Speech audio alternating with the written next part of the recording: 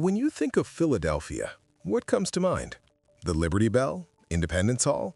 Maybe a cheesesteak? It's a city built on American history. But underneath that history is another story, one of ambition, industry, and incredible wealth, written by just a handful of families. These weren't just business owners, they were dynasties. For centuries, a powerful network of Jewish families has helped shape Philadelphia's economy and culture, turning small ideas into generational fortunes. Their names are on university halls and hospitals, but their full stories? They often stay in the shadows. Today, we're pulling back the curtain on the 10 richest and most influential Jewish family businesses that shaped Philadelphia. We'll count down from 10, exploring how they built their empires and the legacy they left on the city of brotherly love. And the story of the family at number 1 will change how you see the city forever. Number 10, the Wilf family. Kicking off our list at number 10 is a family you might know from the sports pages, the Wilfs. While they're famous today as the owners of the NFL's Minnesota Vikings, the foundation of their fortune is a real estate empire with deep roots in the tri-state area. Theirs is a classic post-war immigrant success story built on pure resilience. The family patriarchs, brothers Harry and Joseph Wilf, were Polish Jews who survived the Holocaust. After being liberated from concentration camps, they immigrated to the US in the early 1950s and settled in New Jersey. They had almost nothing, but they had an incredible drive to succeed. In 1954, they started a business building single-family homes. Their company, Garden Homes, had a simple but brilliant model: build quality homes for the booming American middle class. Their timing couldn't have been better. The post-war economy was fueling a massive move to the suburbs, and the Wilfs were ready. Garden Homes grew fast, moving from single houses to entire apartment complexes. But here was their key strategy. They didn't just build and sell, they built and held. This created a huge portfolio of rental properties, providing a steady stream of cash that became the bedrock of their fortune. As the years went on, the real estate empire got bigger. The next generation, led by Zai's son Ziggy and Harry's son Leonard, pushed the company into new and bigger projects. They diversified into commercial real estate, developing shopping centers and hotels across the country, and their footprint in the greater Philadelphia region grew along with it. The family's business philosophy was always guided by the founders: be prudent, think long-term, and work together as a family. Ziggy, who became the public face of the family, started out learning the real estate business from the ground up. Then, in 2005, the Wilfs entered a whole new level of fame when they bought the Minnesota Vikings for a reported $600 million. This wasn't just a passion project, it was a smart business move. And true to their roots, a huge part of their ownership has been a massive real estate deal: the construction of US Bank Stadium, an iconic addition to the Minneapolis skyline. Today, the Wilf family's wealth is in the billions. Though their most visible asset is a football team in the Midwest, the foundation of their empire was laid right here in the suburbs of the tri-state area. It's an astonishing story of resilience, turning the horrors of the past into a legacy of building homes, communities, and a dynasty. Number 9, the Rosenbluth. At number 9, we have a family that for over 100 years was Philadelphia's connection to the rest of the world, the Rosenbluths. Their business, Rosenbluth International, went from a tiny one-room office to a global travel giant, completely changing corporate travel along the way. The story starts in 1892. An Hungarian immigrant named Marcus Rosenbluth founded a small agency on North 7th Street in Philly. He wasn't selling luxury cruises, he was selling steamship tickets to other immigrants to help them bring their families to America. For just $50, he provided passage from Europe, help at Ellis Island, and a ride to Philadelphia. Marcus, who spoke 9 languages, was a trusted guide for newcomers. For decades, the business was a humble, vital community service. It survived 2 world wars and the Great Depression, slowly building a reputation for honesty. But after World War II, everything changed. Americans started getting excited about leisure travel, and Rosenbluth adapted, selling cruises and vacation packages. The real transformation, though, came with the 4th generation. When Hal Rosenbluth joined the family firm in 1974, it was a respectable but kind of sleepy $40 million company. Hal saw a massive opportunity: Corporate travel in the 70s and 80s was a disorganized mess, so he came up with a radical new philosophy he called the customer comes second. It sounds crazy, right? But his idea was simple. If you put your employees first, trust them, empower them, and give them the best tools, they will turn around and give incredible service to the customer. This employee-first culture, combined with a huge investment in technology, was Rosenbluth International's secret weapon. The company exploded, becoming the 5th largest travel company in the United States. By the early 2000s, Rosenbluth International was a global titan, with its world headquarters still proudly in Philadelphia. Then, in 2003, after 112 years as a family business, the Rosenbluths made a huge decision. Howe led the sale of the corporate travel division to American Express. While the exact price wasn't public, reports put it around $350 million. It was the end of an era, but it cemented the family's fortune. The Rosenbluth story is an amazing example of reinvention, from helping immigrants find their American dream to helping corporations conquer the world, all while keeping their roots firmly in Philly. Number 8. The Gratz family. For our 8th spot, we're stepping back in time. We're honoring the founding family of Philadelphia's Jewish community, the Gratz family. Long before Philly had billionaires, the Gratz brothers built a trading empire that was crucial to the city, the American Revolution, and the future of Jewish life in the new nation. Their story isn't about stocks and skyscrapers, it's about ships, frontier trade, and a deep sense of civic duty. Brothers Bernard and Michael Gratz came to Philadelphia from Europe in the 1750s. They weren't starting from scratch, they had connections and a sharp understanding of commerce. They quickly set up a trading firm, B&M Gratz, which became one of the most important in colonial America. Their business was everywhere. They shipped goods up and down the Atlantic coast. They also engaged in the risky but profitable Western trade, supplying settlers and trading with Native American tribes. Some of their business records were even kept in Yiddish. But the Gratz family's importance goes way beyond business. When the Revolution started brewing, they were all in for the Patriot cause. In 1765, they signed the Non-Importation Agreement, a bold protest against the British Stamp Act that put their own business at risk. During the war, they used their massive trading network to get crucial supplies to the Continental Army. At the same time, they were building Philadelphia's Jewish community. Bernard and Michael were key figures in founding Congregation Mikveh Israel, the city's first synagogue, which is still a cornerstone of Jewish life today. The family's influence continued with the next generation. Michael's daughter Rebecca Gratz became a force of nature in the 19th century. Known for her intelligence and charm, she dedicated her life to charity. She founded the Female Hebrew Benevolent Society in 1819, one of the first Jewish charities in the country run by women, and the Philadelphia Orphan Asylum. Her legacy was so powerful that she's widely believed to be the inspiration for the character Rebecca in Sir Walter Scott's novel, Ivanhoe. Her brother, Hyman Gratz, left his own mark on education. Upon his death, he left a trust to create a college for the education of Jews. That institution, founded in 1895, is Gratz College, still a vibrant center for Jewish learning in the Philadelphia area today. We can't put a modern dollar value on the Gratz family's wealth, but their legacy is priceless.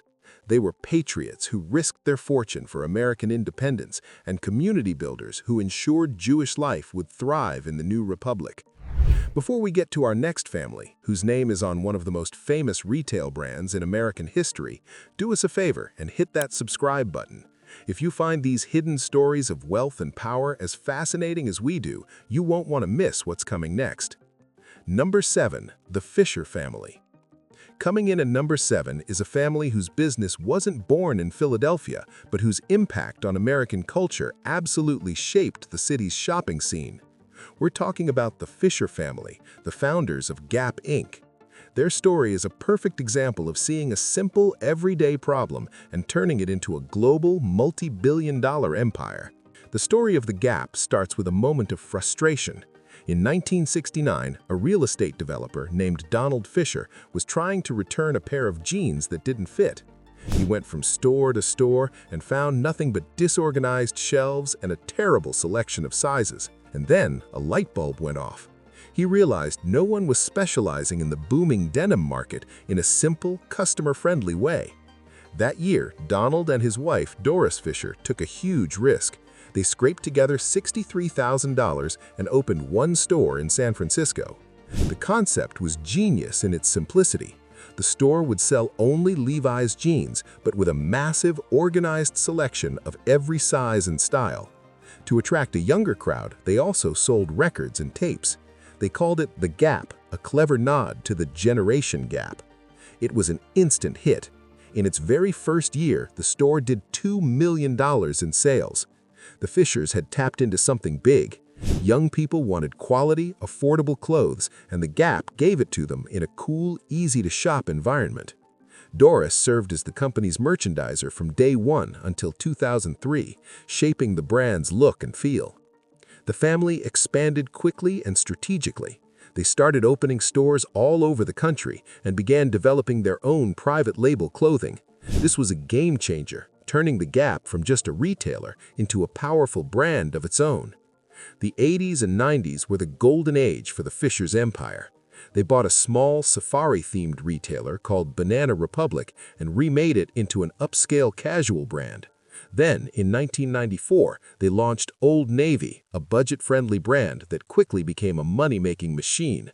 With Gap, Banana Republic, and Old Navy, the Fishers had a retail dynasty that covered every demographic. The family's wealth exploded. By the early 2010s, their stake in the company was worth billions of dollars. And while the family is based in San Francisco, their impact on Philly is obvious. For decades, Gap and its sister brands have been anchor stores on Walnut Street and in the King of Prussia Mall, shaping how Philadelphians dress. The Fisher family didn't just sell clothes, they sold an idea of effortless American style and built a dynasty that left its mark on every city in the country. Number 6. The Gimbel family. At number 6, we have a name that for almost 100 years was as Philly as the cheesesteak, Gimbel's. The Gimbel family created one of America's great department store empires, and their flagship Philadelphia store was the center of the city's universe. Their story is about raw ambition, a legendary rivalry, and a marketing stunt that became a beloved tradition. It all started with an immigrant peddler. Adam Gimbel came to the U.S. from Bavaria in the 1830s and started out selling goods along the Mississippi River. In 1842, he opened his first little dry goods store in Vincennes, Indiana. His business philosophy was simple: fair dealings and good assortments. He was one of the first retailers to offer refunds to unhappy customers, building a reputation for integrity. The business really took off with the next generation.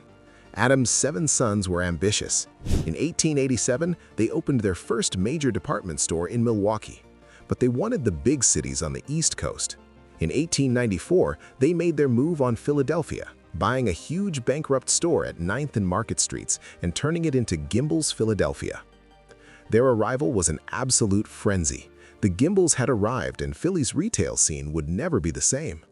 The family even made Philadelphia their headquarters, even after expanding to New York City in 1910 and famously opening a store right across from their arch-rival, Macy's.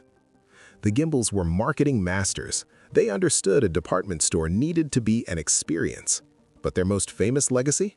The Thanksgiving Day Parade.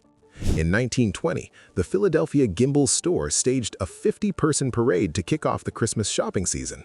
It was the first of its kind, beating the more famous Macy's parade in New York by 4 years. The Gimbel's Thanksgiving Day Parade became a cherished Philadelphia tradition for decades. The family's empire grew and grew. By the 1930s, Gimbel's was the largest department store chain in the world by sales. They also acquired the upscale Saks & Co., which they built into the luxury brand Saks Fifth Avenue. For generations of Philadelphians, Gimbel's was more than a store. It was a civic institution. But the rise of suburban malls and discount chains took its toll. After more than a century, the family business was sold, and in 1987, the last Gimbel stores, including the iconic Philadelphia flagship, closed for good. The Gimbel's name may be gone from Market Street, but the family built more than a fortune. They built a Philadelphia institution. Our number 5 spot goes to a family whose business journey spans over 150 years.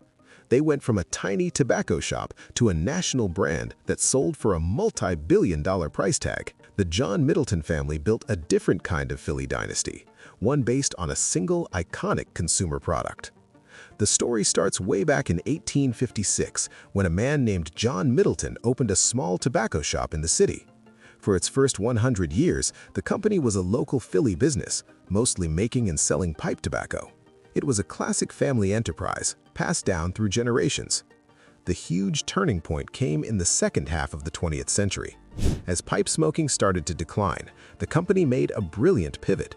They took their know-how in pipe tobacco and applied it to a new product, the machine-made cigar. They created a tipped cigar using pipe tobacco, which gave it a milder, more aromatic smoke. This innovation led to their star brand, Black & Mild. Launched in the 1980s, Black & Mild was a total game-changer. It captured a whole new market of smokers who wanted the convenience of a cigar, but the taste of pipe tobacco. The product was a massive hit. The Middleton family had successfully turned their 19th century business into a modern powerhouse. The company, still headquartered near Philly in King of Prussia, focused almost entirely on making machine-made cigars. This laser focus let them completely dominate their market. By the mid-2000s, Black & Mild wasn't just a successful brand, it was a cultural phenomenon and incredibly profitable. That success got the attention of the tobacco giants. In 2007, the Middleton family, who had kept private ownership for over 150 years, decided to sell.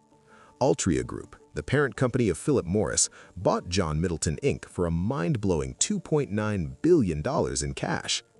The sale instantly created a massive fortune for the Middleton family, launching them into the ranks of Philadelphia's wealthiest. After the sale, John S. Middleton, the founder's great-great-great-grandson, became a major figure in the city for another reason: baseball.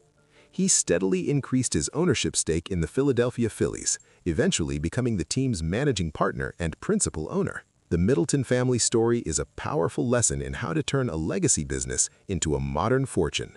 They adapted, they innovated, and they built an empire from a simple tobacco leaf. Number 4. The Jeffrey Lurie family. At number 4 is a family whose business is the emotional heartbeat of Philadelphia itself. The Jeffrey Lurie family, owners of the Philadelphia Eagles. Jeffrey Lurie didn't make his first fortune in Philly, but he brought it here with one goal: to turn a struggling football team into a world-class organization. In doing so, he created a multi-billion-dollar family business that is one of the most beloved in the entire region. Jeffrey Lurie grew up in a wealthy Boston family. His grandfather founded the General Cinema movie theater chain. But Lurie's passions were in academia and film. He earned a PhD and even worked as a professor before starting his own film production company. He even has 2 Academy Awards for documentaries he produced. But Lurie's other passion was football. In 1993, he tried to buy the New England Patriots, but was outbid. The very next year, the Philadelphia Eagles went up for sale. The team was in a slump, and Lurie saw his chance. In 1994, he took out a huge loan and bought the Eagles for $185 million, a record for a sports team at the time. From day one, Lurie was a hands-on owner who understood the city's passionate fan base. He invested heavily in the team's facilities and front office, bringing a modern, data-driven approach. And it worked. Under Lurie's ownership, the Eagles have become one of the most consistently successful teams in the NFL. They've had numerous playoff runs, multiple Super Bowl appearances, and of course, brought the city its first ever Super Bowl victory in 2017, a moment of pure joy for every Philadelphian. That on-field success has led to unbelievable financial growth. The $185 million investment from 1994 is now worth billions. As of late 2025, Jeffrey Lurie's personal net worth is estimated between $5.3 billion and $7.6 billion, with almost all of it tied to the team. The Eagles are very much a family business, and Lurie has made the team a vehicle for good. The team's Eagles Autism Challenge has raised millions for autism research, becoming a major philanthropic force in the NFL. Jeffrey Lurie might have come to Philly as an outsider, but he took a beloved city institution and built it into a model franchise and a multi-billion-dollar family empire. Number 3. The Josh Harris family. Surging into our top 3 is a modern titan of finance and sports. He emerged from the high-stakes world of private equity to become one of the most powerful owners in pro sports. We're talking about Josh Harris, co-founder of Apollo Global Management and owner of the Philadelphia 76ers. Josh Harris has deep Philly roots. He graduated from the Wharton School at the University of Pennsylvania. After a stop at Harvard Business School, he and his partners founded their own firm in 1990, Apollo Global Management. Apollo became a financial juggernaut, one of the biggest investment firms in the world, managing hundreds of billions of dollars. Harris was a key driver of that growth, earning a reputation as a brilliant deal-maker. His work at Apollo is what built his massive fortune, which Forbes estimates is around $11.1 billion as of early 2026. While his finance career was in New York, his Philly roots called him home. In 2011, he led a group that bought the Philadelphia 76ers for about $280 million. Harris brought the same data-driven, long-term philosophy from private equity to basketball. This led to one of the most talked-about strategies in sports history, the process. The 76ers intentionally tanked for several seasons, trading away players for draft picks to acquire superstar talent. It tested the patience of a very impatient fan base, but Harris held firm. And it worked, ultimately landing players like Joel Embiid and making the team a contender again. The 76ers have been a phenomenal investment. That $280 million purchase price has exploded. The franchise is now worth billions. But Harris didn't stop with basketball. He and his partner David Blitzer formed HBSE, which now owns the NHL's New Jersey Devils, a stake in a Premier League soccer club, and the NFL's Washington Commanders, which they bought in 2023 for a record-breaking $6.05 billion. Harris's influence in Philadelphia is immense. Through his ownership of the 76ers, he is a central figure in the city's sports scene and is currently pushing an ambitious and controversial plan to build a new arena for the team in Center City. Josh Harris represents a new kind of billionaire owner, one who built an empire in finance and is now using those same principles to reshape the world of sports. Number 2, the David Adelman family. At number 2, we find a classic Philadelphia story of grit and smarts. David Adelman is a hometown billionaire who built his fortune on a simple but brilliant idea: student housing. His family's business, Campus Apartments, went from a small local operation to a national powerhouse, making Adelman one of the most powerful real estate moguls in the city. David Adelman's business career started at an unbelievably young age. He was born into a Jewish family in the Philly suburbs, and his grandfather was a Holocaust survivor. As a boy, he found a mentor in Alan Horowitz, the founder of Campus Apartments. The story is now Philly business legend. At just 13 years old, Adelman took $2,000 of his own bar mitzvah money and invested it with Horowitz in a student property near the University of Pennsylvania. This wasn't just a cute story, it was the start of an empire.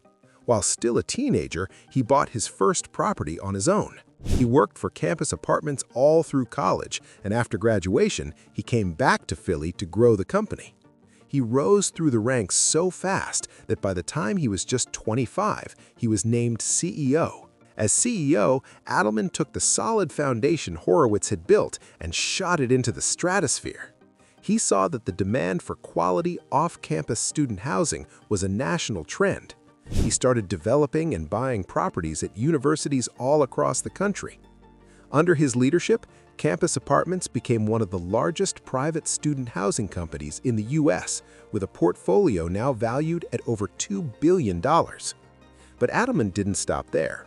He co-founded FS Investments, an alternative investment firm that now manages tens of billions of dollars. Lately, Adelman has become a huge force in Philly sports.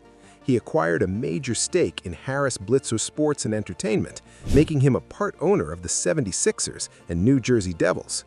He is now the lead developer and public face of the controversial 76 Place Arena project. According to Forbes, David Adelman's net worth is around $2 billion, a fortune built from real estate savvy and sharp investments.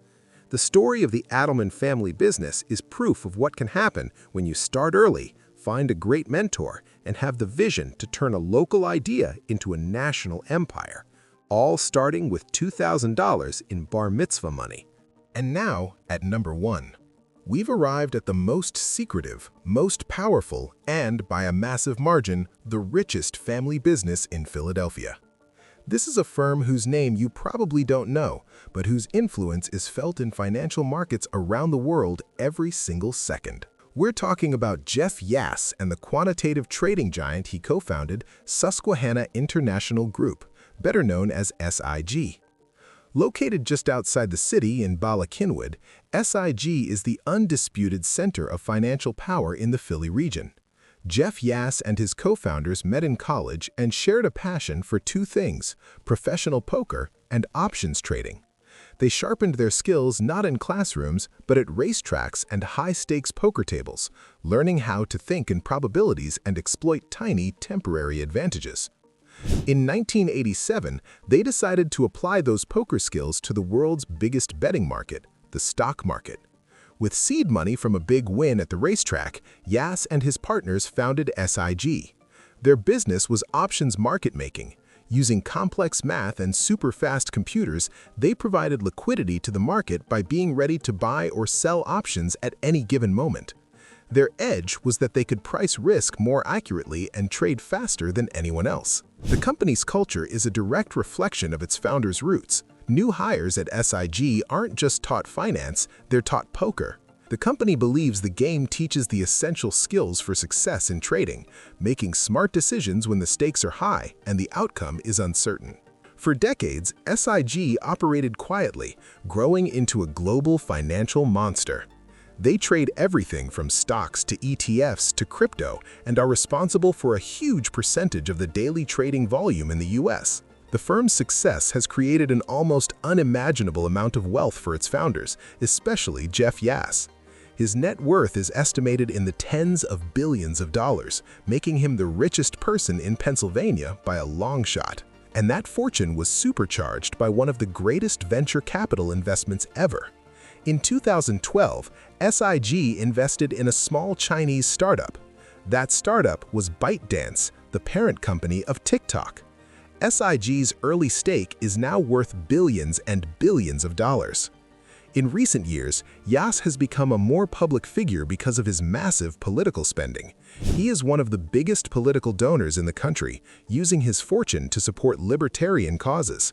Susquehanna International Group is the ultimate family business of the modern financial age.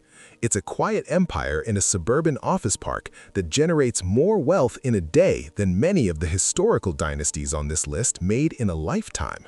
The story of Jeff Yass and SIG is how the principles of the betting table, mixed with genius-level math, built one of the great fortunes right here in Philadelphia. From the colonial trade routes of the Gratz family to the high-frequency trading algorithms of Susquehanna, the story of Philadelphia's richest Jewish family businesses is a story of evolution. These 10 families, each in their own way, showed an incredible ability to innovate and build lasting empires. They shaped the city's skyline, defined its culture with department stores and sports teams, and connected it to the world.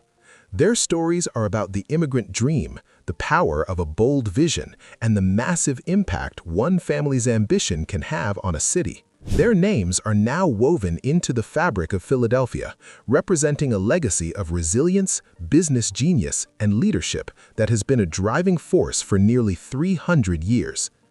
If you found this journey into Philadelphia's hidden dynasties fascinating, please subscribe and turn on notifications. We have many more stories to uncover about the people and families who secretly shape our world.